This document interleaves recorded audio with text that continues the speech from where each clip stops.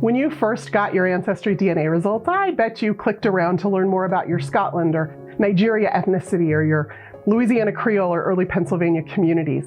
But did you know that there is even more discoveries to be made about who you are and who you come from using those very same DNA results? If you haven't already done so, I invite you to start a family tree on Ancestry. Enter what you know about yourself, your parents, your grandparents. Now, you're welcome to keep working on your family tree, but this is the important part. You want to go into your AncestryDNA settings and scroll down to the Tree Link section.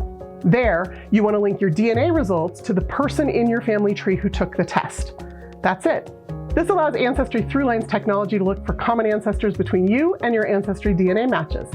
When we find one, you'll see a common ancestor leaf hint next to the name of your match. Click that to view the proposed path from you up to the common ancestor and back down to the match. Then use the Evaluate button to explore the connection and learn even more about your family history. And that's Genealogy in a minute.